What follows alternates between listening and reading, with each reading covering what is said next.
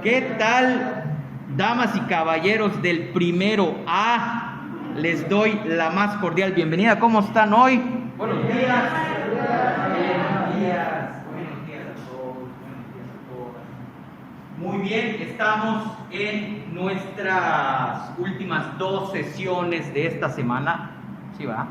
Nuestras últimas dos sesiones de esta semana, y es importante porque nosotros la sesión anterior estuvimos hablando acerca de estos mecanismos a través de los cuales las lenguas evolucionan.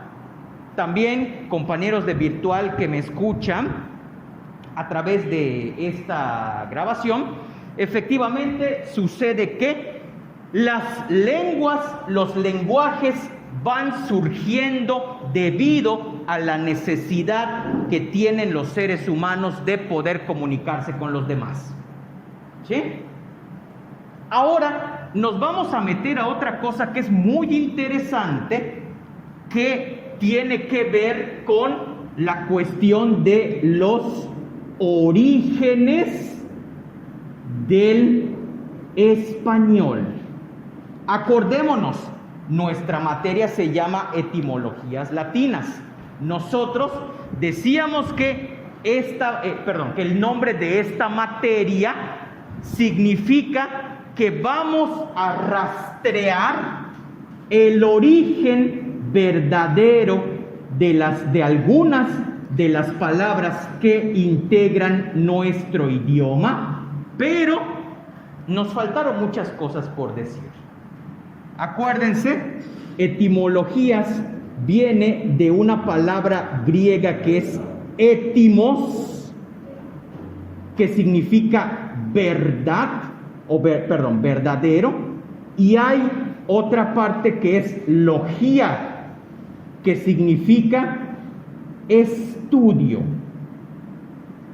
La palabra etimología significa entonces el estudio del origen verdadero de las palabras. Aquí es muy interesante porque nuestra materia, el nombre completo debería ser Etimologías Latinas del Español, porque etimologías latinas hay un montón en cualquier idioma, ¿sí? Etimologías latinas del español.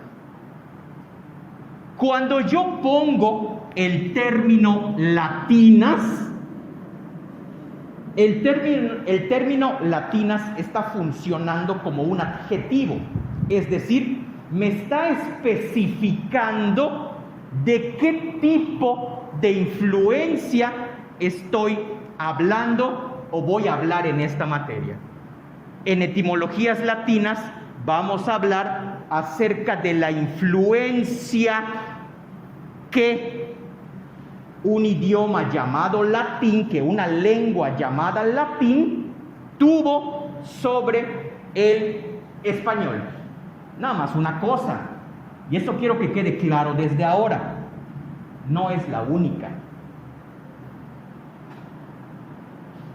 Hay muchas otras lenguas que han tenido impacto en la forma en la que hoy hablamos el español, aunque no lo parezca.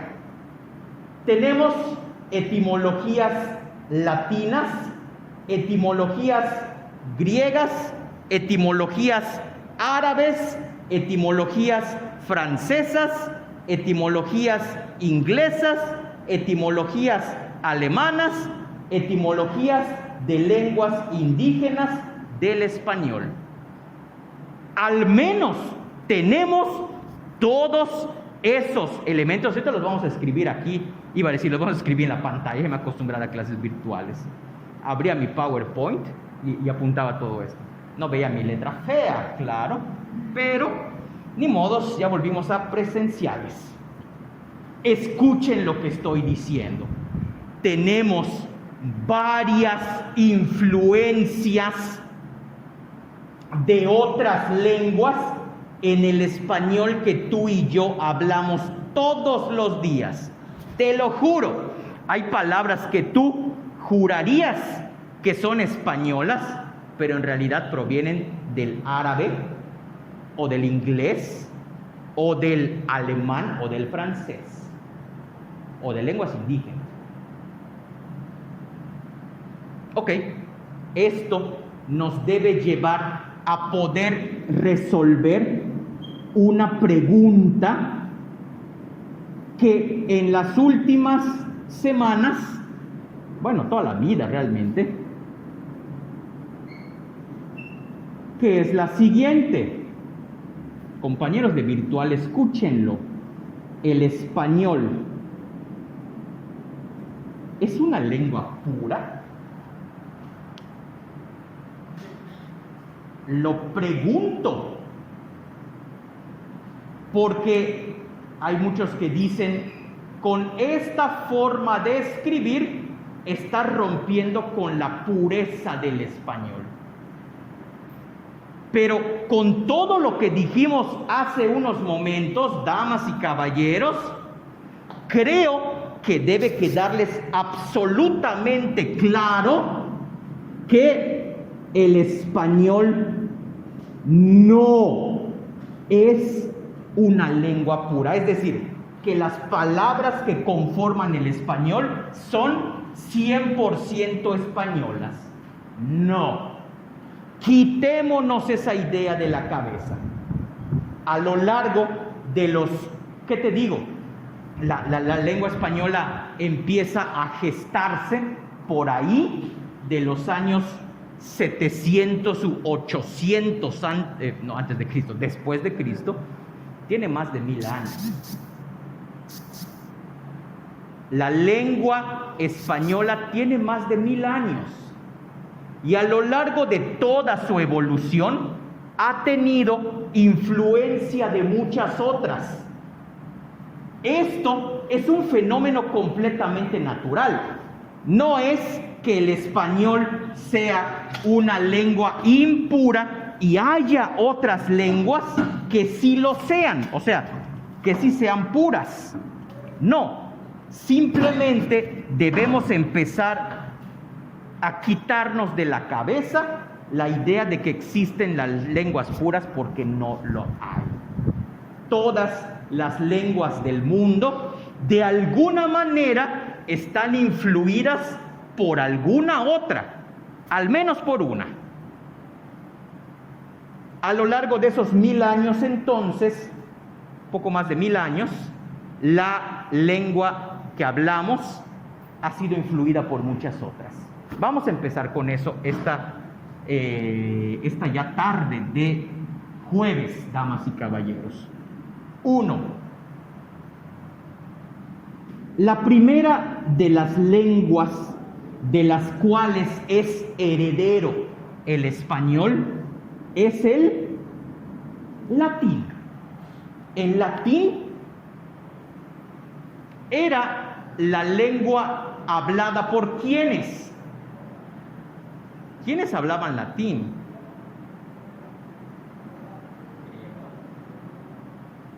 Una civilización después de los griegos. ¿Quiénes? Ok, 2 personas oí que 3 personas. Los romanos. Y es bien chido porque cuando uno ve el mapa de Europa, hagan de cuenta, no sé dibujar, pero hagan de cuenta que Italia es una península. Es largo, pero no es tan ancho la zona donde está Italia. Hagan de cuenta que esto es Italia. Dentro de Italia hay un pueblito ahí perdido en medio de Italia que se llama el Lacio.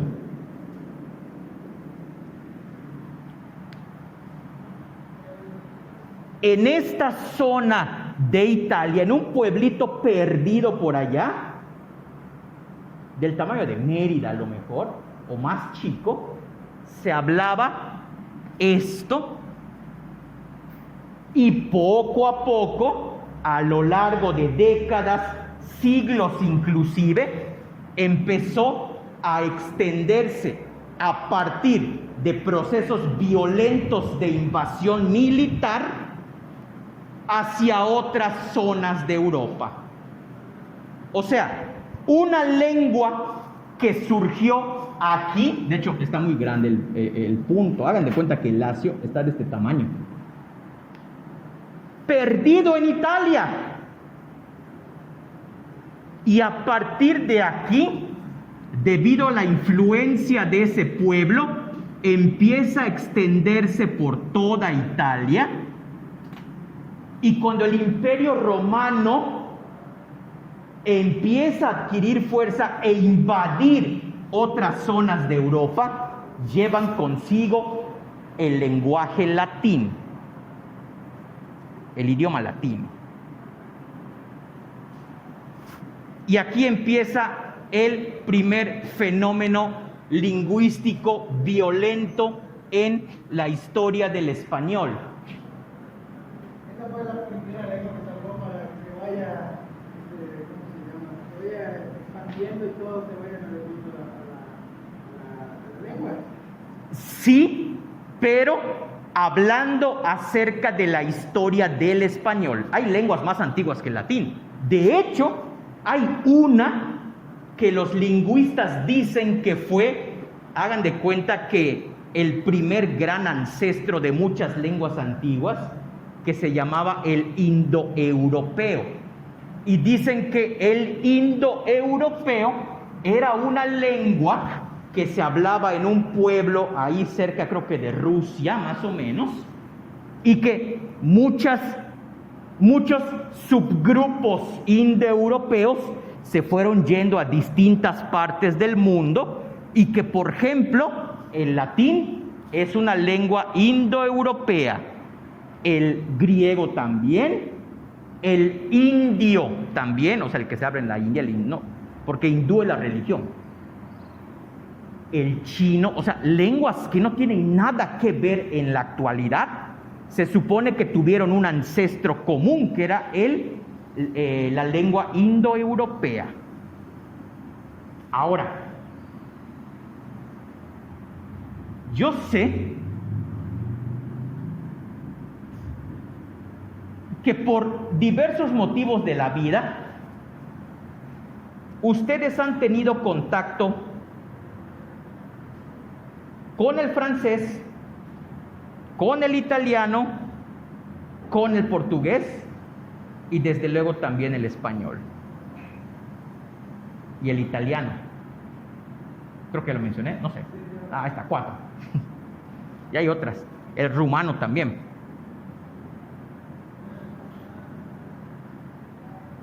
Y que cuando escuchan o leen alguna palabra de esos idiomas, esas lenguas, hay unas que se parecen al español. Es más, qué bueno que lo dices. Si son fanáticos del fútbol y han escuchado hablar a Cristiano Ronaldo en su lengua materna, que es el portugués, o a Neymar o a Ronaldinho o a lo que sea, hablando en su lengua original, que es el portugués, más o menos le captas.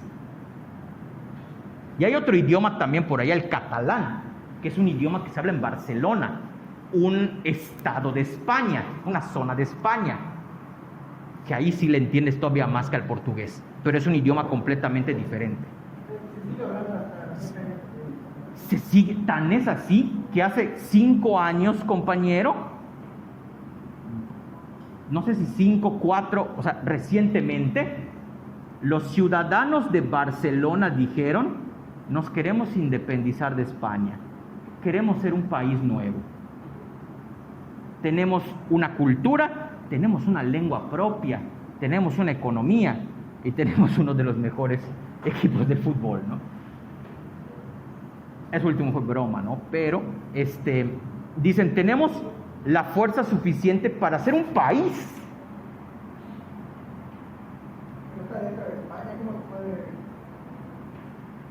Es como nosotros.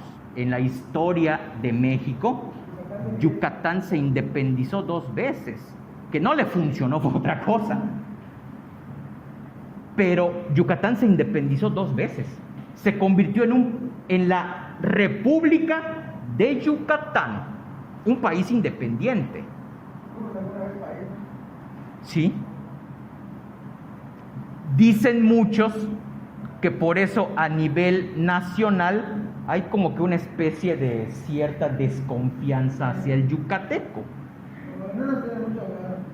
Y que nosotros devolvemos cuando alguien que no es de Yucatán viene aquí. O sea, xenófobos en ambos lados.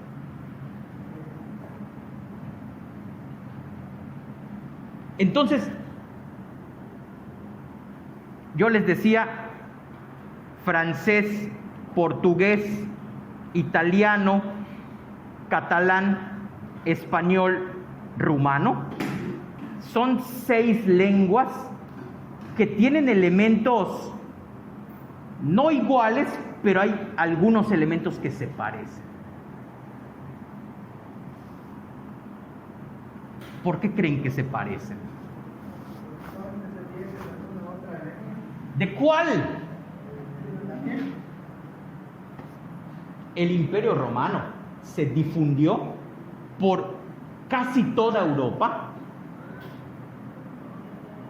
una parte de Asia y una parte de África. Es una cosa inmensa. Yo les invito a que hoy, cuando tengan alguna oportunidad, o se lo subo a la plataforma, un mapa de toda la inmensidad del Imperio Romano, para que se den cuenta de su influencia. Es una locura.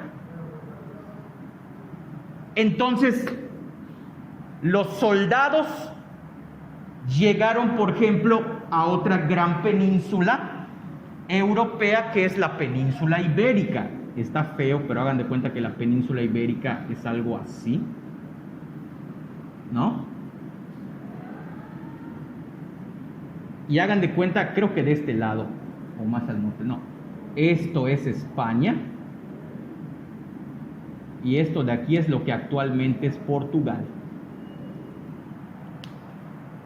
Llega el Imperio Romano, destruye a todos los pueblos que hay aquí. Bueno, no los destruye, los domina. Y hagan de cuenta que el compañero es el gobernante de este pueblo que se llama primero A. Llego, ¿qué onda?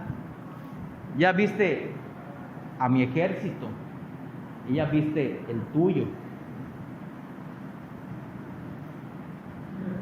¿Qué vas a hacer?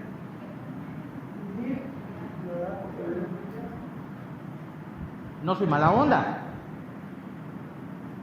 Yo te voy a dejar que sigas al frente de estos, porque tú te comunicas con ellos. Nada más 2 cosas. Primero, a partir de hoy, oblígalos a que ya no hablen su lengua, van a hablar latín. 1, 2, quítales todo el dinero que puedas y dámelo. Los romanos eran muy prácticos. En lugar de venir y destruir, decían: para que se moleste la gente lo menos posible, voy a dejar al mismo gobernante, pero ese gobernante me obedece a mí. Si lo ves en términos de historia, parece broma tu comentario, pero neta, qué considerados. Hay otros pueblos que venían: toma, vámonos, descabezados todos. Preguntaban. Ni preguntaban. Claro, el hecho de que yo les ordene que a partir de mañana no van a hablar su lengua, sino que van a hablar latín, es una orden bien chida, pero imposible. Entonces tenían que pasar muchos años para que este pueblo que habla primero AES empiece a hablar latín. Entonces se da una mezcla de idiomas. Lo mismo que pasó con el México. Exactamente. Hablaban agua, hablaban mexica, hablaban otro idioma y después vino los españoles, se juntaron y se hicieron allá su... Por eso tenemos acentos diferentes en México. Hablamos el mismo idioma, Pero no lo hablamos igual. no lo hablamos de igual manera. Los chilangos, todos los Puebla, todo estado tiene su acento. Como ustedes son bien chidos, les voy a decir una cosa que no le he dicho a otros dos grupos, que les doy etimologías. Hay una diferencia entre lengua y lenguaje. El lenguaje, hagan de cuenta que es el idioma español. Y la lengua es la forma en la que tú y yo la utilizamos. Son dos cosas diferentes. Esto no queda muy claro aquí, pero en francés sí queda más claro. De hecho, estos conceptos son tomados del francés. Creo que es así. O sea, el lenguaje es como se debe hablar y la lengua es como la hablamos. Dependiendo de los acentos, ¿no? Otra vez más fuerte para que se lo aprendan. El lenguaje es como se debe hablar y la lengua es como nosotros lo hablamos, ¿no? Exactamente, así. Ya no lo voy a explicar porque el compañero lo dejó claro. Así es. Esto es lo que debe ser, pero esto es la forma en la que yo lo utilizo. Claro. De hecho, nunca hablamos correctamente el español. Nunca.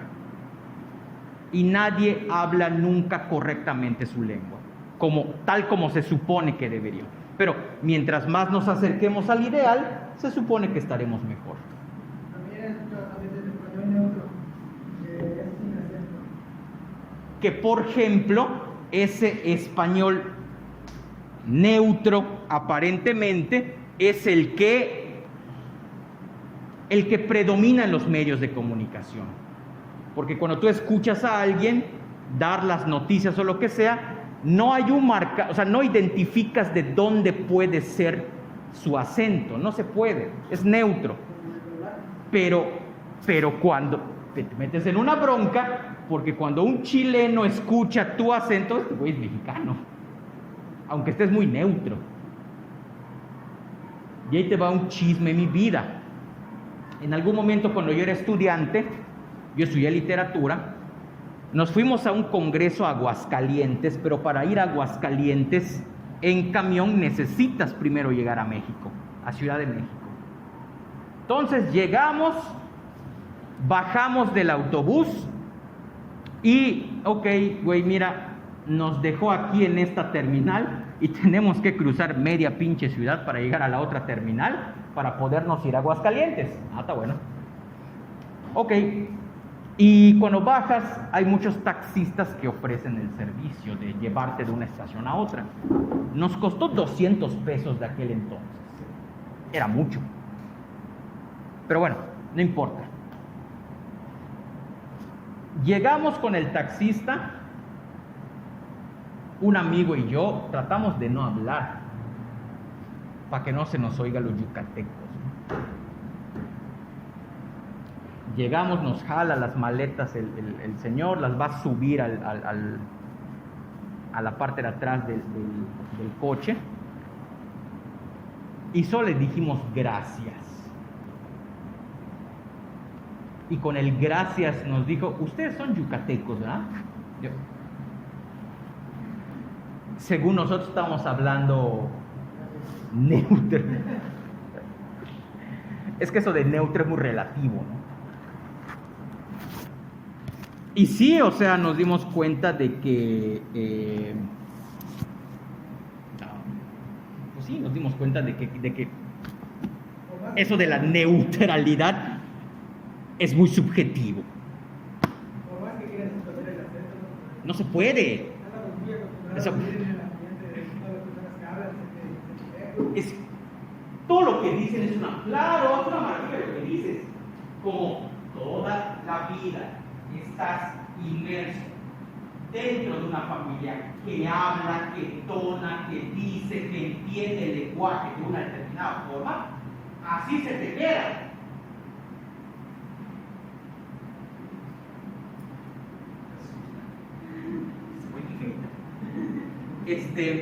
Se te queda. Hay gente, neta, hay gente que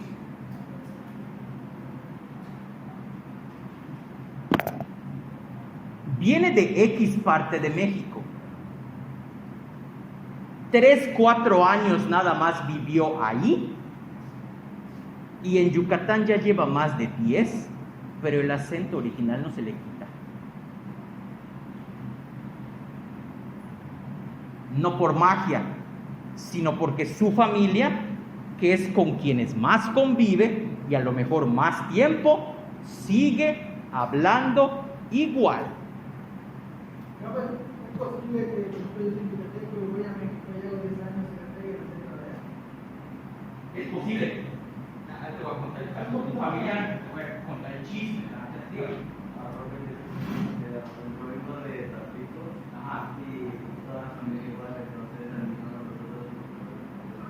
¿Cuánto tiempo tiene aquí?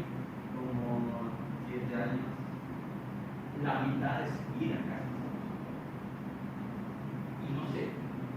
Y no es que esté mal, o sea, el problema es con la gente que no entiende de esto. Y que dice, habla diferente o en Yucatán hablamos distinto, uy, me vale. Yo soy de otra parte. Y si vivo aquí por lo que quieras, no estoy obligado a hablar así. Hay mucho de que, hay mucho eso aquí en nuestro estado, ¿no? Yo estoy seguro que las personas que no son de acá lo habrán sufrido al menos en una ocasión.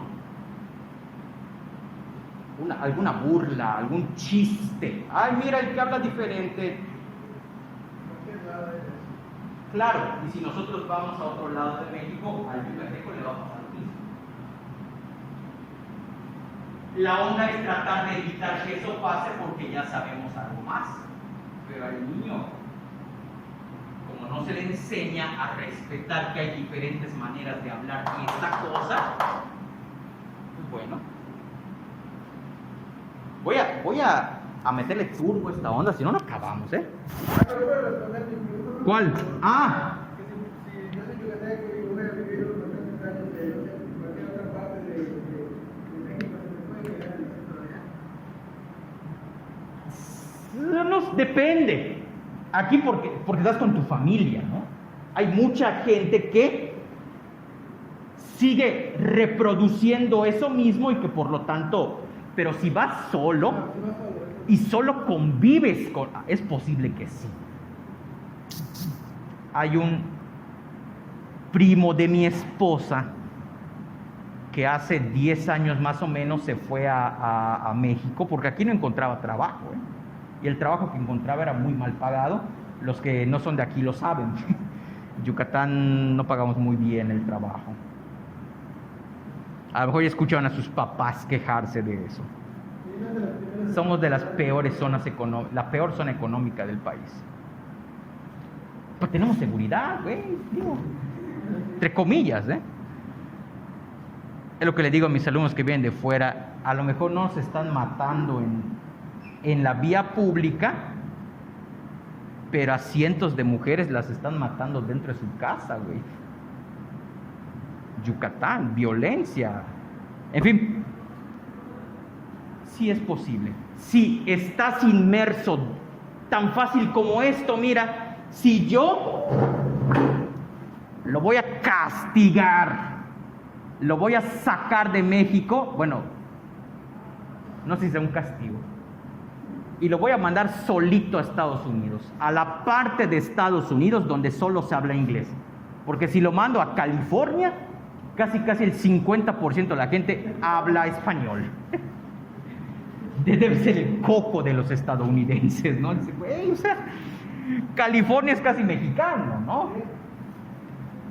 Pero te mando a la parte norte de Estados Unidos, Washington, Nueva York, donde predomina el inglés. Y nadie habla, y nadie te entiende. Claro. Si no se muere de hambre, literal. Vamos a conseguir trabajo, vamos a conseguir nada. Tal cual, nada. Sí. Siempre y cuando esté con lo que no hablen el idioma. Y solo hablen el idioma que quiera aprender.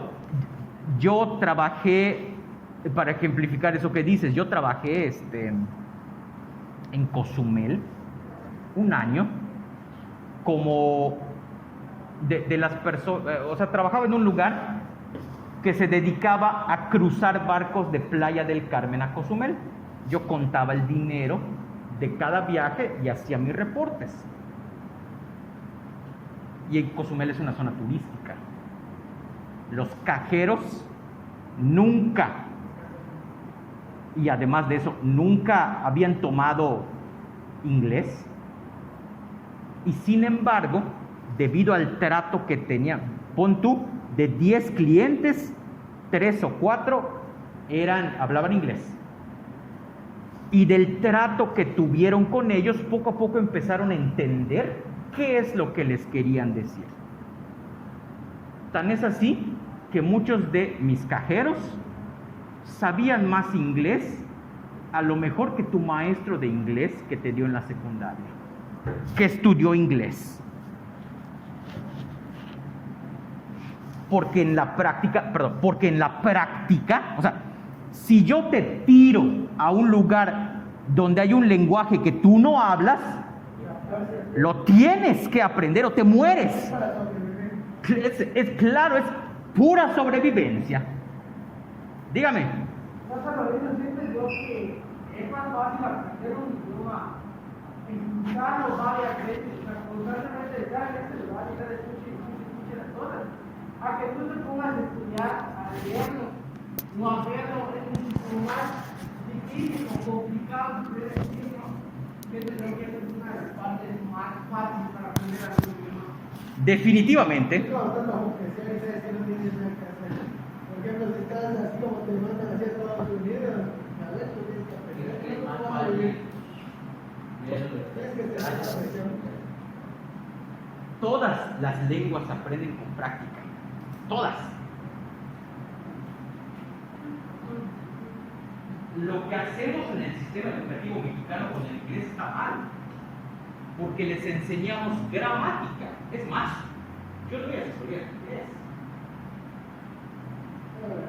Asesoro para exámenes, proyectos, lectura y comprensión, pero si me tiras en Estados Unidos,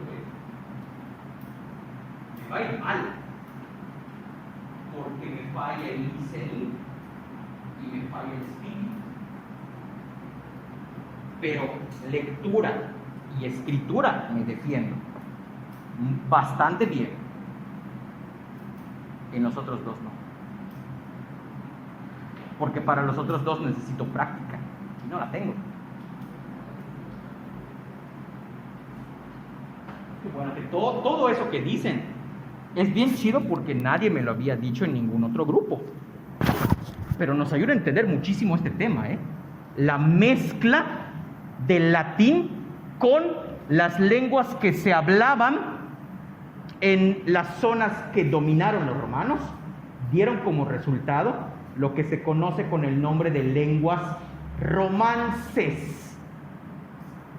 las que les dije: español, portugués, francés, rumano, catalán, italiano. Y creo que hay otras que no recuerdo ahora. La primera gran influencia entonces del español es el latín. ¿Sí? Lo ponemos aquí. Influencias del español. 1, latín. 2, griego. Es más, se dice que aproximadamente el 75% de nuestras palabras proviene del latín. La segunda es el griego, que sirve mucho para hablar de términos muy técnicos en varias disciplinas, muchas. ¿Cómo? La palabra matemáticas viene de una palabra griega que es matematos, que significa estudio disciplinado. Biología, 100% del griego. Bios, vida, logía, ciencia. Psicología, psique, mente, logía, ciencia. Ciencia que estudia la mente del ser humano. Y así, hasta con términos más específicos, ¿Qué es un polígono? Matemáticas. ¿Qué es geometría? ¿Qué es un polígono? Ya está mucho más explicado. ¿Cómo? Ya está mucho más explicado. La explicación para nosotros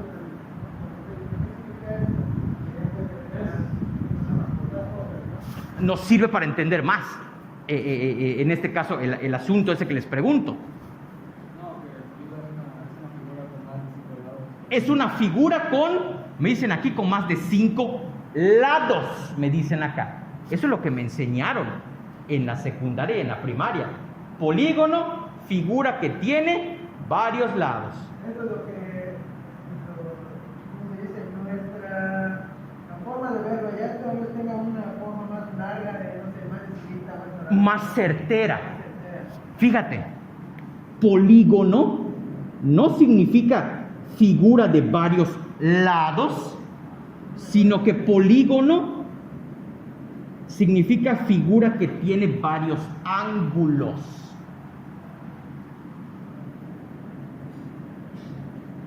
Polígono viene de 2 palabras griegas que son polis, que significa mucho o muchos, y viene de otra palabra, perdón, no es esta, que es nia, que significa ángulo.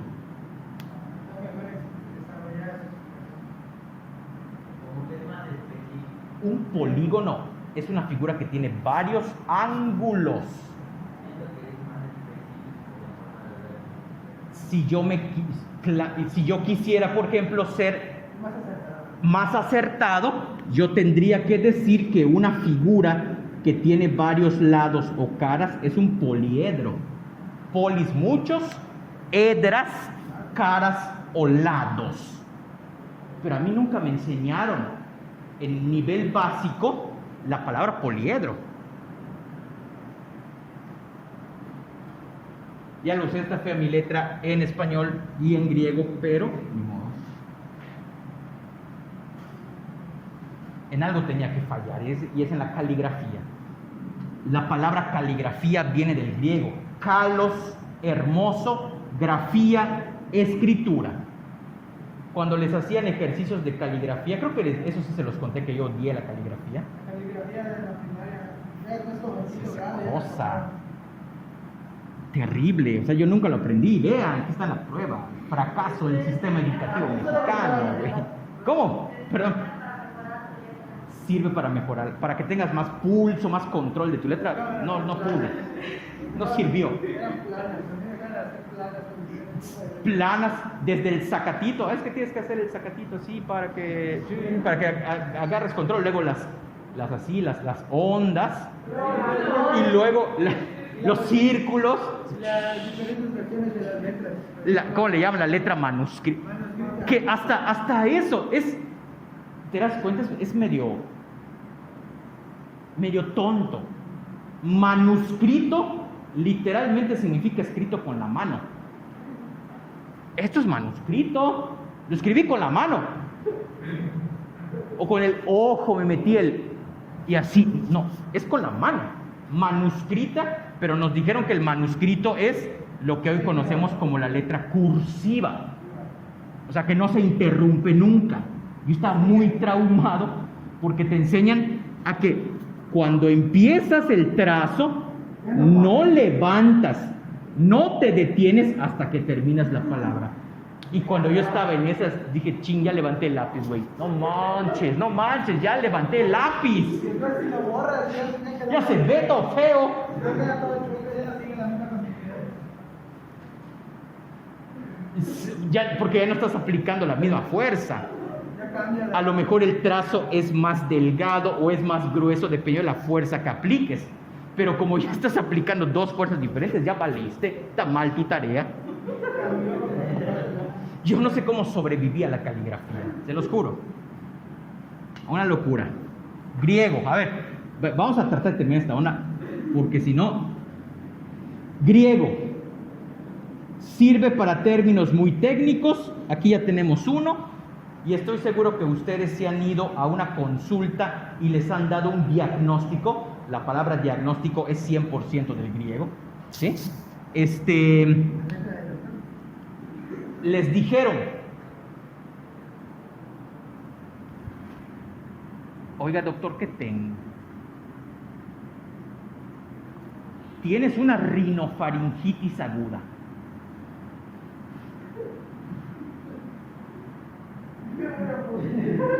Empieza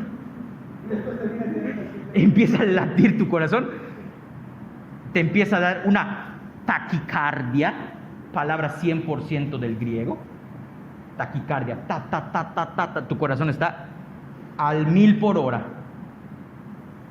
Y doctor, ¿de qué me voy a morir? ¿Cuánto tiempo de vida me queda? Y el doctor, no, güey, rinofaringitis, o sea, no te lo va a decir, pero la rinofaringitis es una gripa muy fuerte que hace que se inflame la nariz y la garganta. Ya está. Itis es rinos, nariz, de ahí viene rinoceronte, por ejemplo.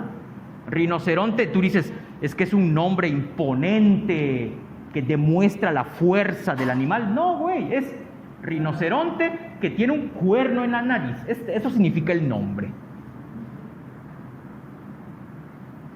Rinos, nariz, faringos, faringe, o sea, garganta, sufijo itis, inflamación.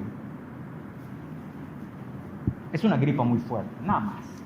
De gripas muy fuertes no te mueres. 3, damas y caballeros, tercera influencia árabe.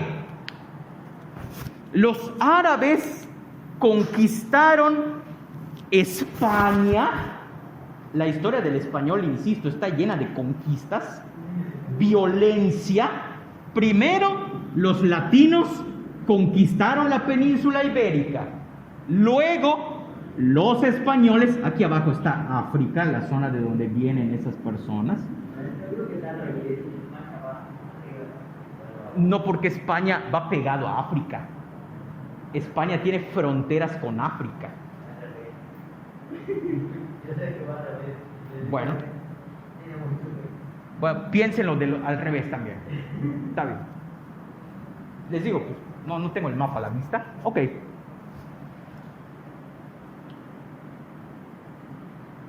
Sacaste la idea, ya quitaste la idea. Es que mientras los españoles estaban peleándose por defender a la religión católica y se peleaban contra los árabes, unos árabes bien vivos dijeron, mira, mandaron todos sus ejércitos, vamos a conquistar España. y conquistan España en el año 700, creo, si no estoy mal, el año 700 u 800 después de Cristo, y hay, creo que son 5 o 6 siglos, 7 siglos, en los cuales los árabes estuvieron dominando España. 700 años.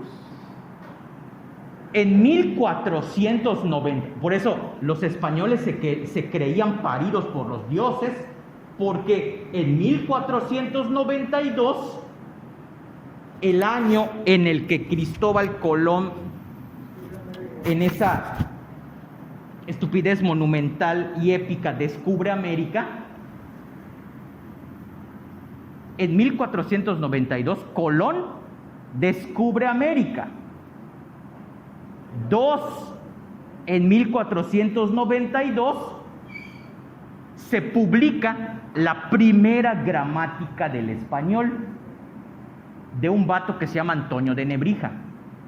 Y en 1492 lograron los españoles reconquistar, expulsar a los árabes del último gran reino que dominaban en la zona de España, que era Granada. 3 eventos súper importantes para los españoles y que van a determinar lo que pasa en los siglos posteriores. En esos 600 o 700 años, obviamente, el español interactúa con el árabe y hay muchas palabras del árabe que, claro, entraron al español. Otra mezcla. Primero latín, España y Portugal, después llegó España el árabe, ¿no? El árabe. Otra mezcla.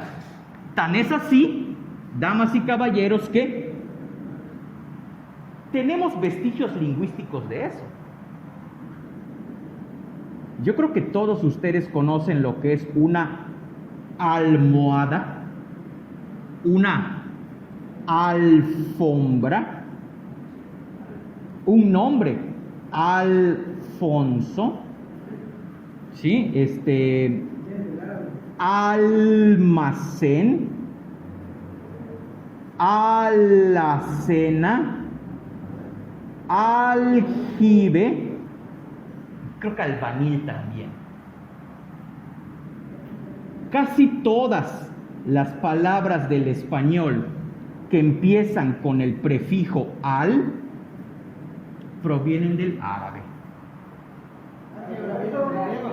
¿Ah? Creo que sí, esa te la debo, pero es muy posible que sí. Somos una fusión de todo. De todos. Álgebra viene del griego. No, álgebra viene del árabe. Gracias, álgebra. Álgebra es una palabra que proviene del árabe. Quienes inventaron el álgebra fueron ellos. Los árabes. Ahora, el prefijo al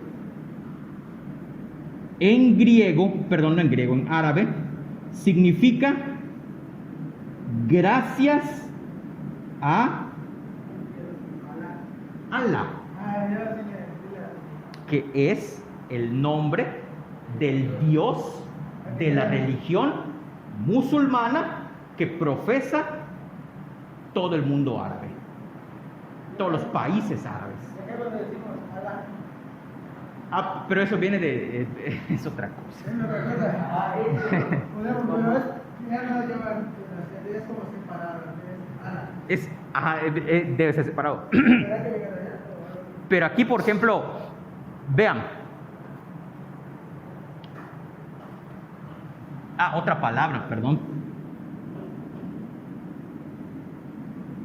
Ojalá. Es una palabra del árabe. Ojalá.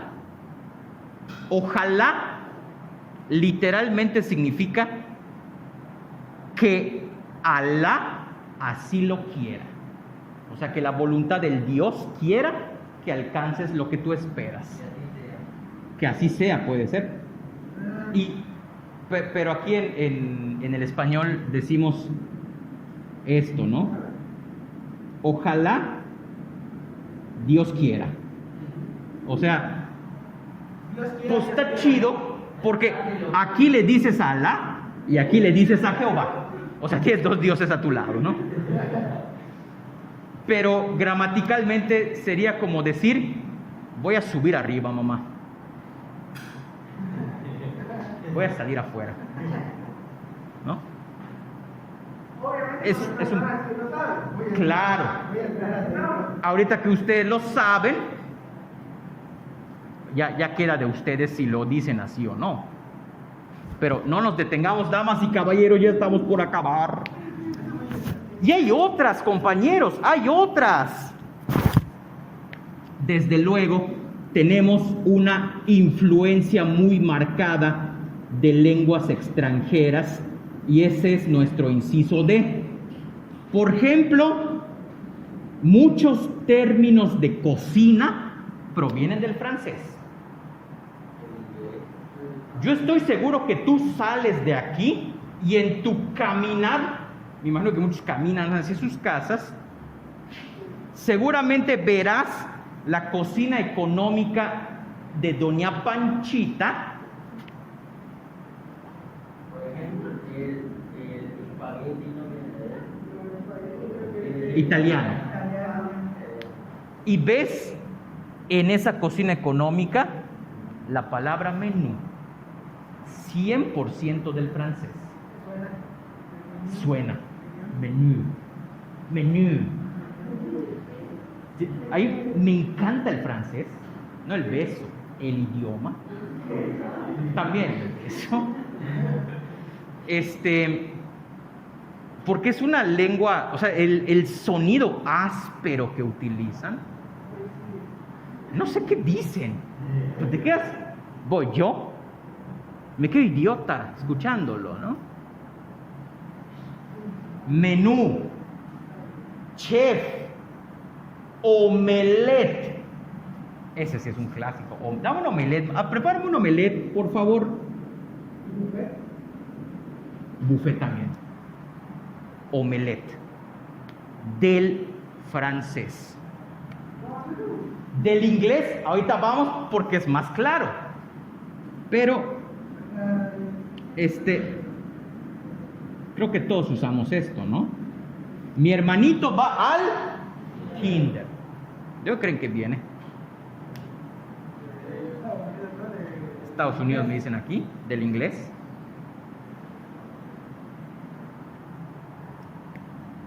La expresión en inglés es esta, ¿no? Kindergarten. Jardín de niños. Lo que no sabían es que no es una expresión original del inglés. Es una expresión original del alemán. Alemán, claro. Kindergarten, esta es la forma en inglés. En alemán es una sola palabra, Kindergarten. ¿Qué hicieron en el inglés? Copiaron, pegaron, separaron, cambiaron la T por la D. Igual nosotros. Guacha eso, güey. Guacha eso. Observa, mira, ¿no? Pero guacha eso. Pero no vienen los estadounidenses a decir, ¿qué te pasa, mexicano? ¿Por qué destruyes mi lengua? No, nadie lo dice. Kindergarten eran las escuelas, obviamente, que estaban, que su onda era cuidar a los niños, ¿no? Enseñarles. Así como nosotros tenemos esto, ¿no? Kinder es niños. Garten, jardín. Pero cuando descubrí esta onda, a mí me gusta leer poesía, etcétera, y por ahí habían unas que me dijeron, oye, léete, esto está muy chido. Y el libro, o sea, el conjunto de poemas se llama Kinder Toten Lieder. Kinder Toten Lieder. Algo chido, no es alemán. Lieder significa poemas o canciones. Kinder es niños. Toten, muertos. Canciones para los niños muertos. Yo, ay, güey, ¿en qué me metí? Están chidos, están interesantes. Hablan de la inocencia de los niños, ¿no? Y que desgraciadamente pasa ese tipo de situaciones. Francés, alemán, desde luego el inglés.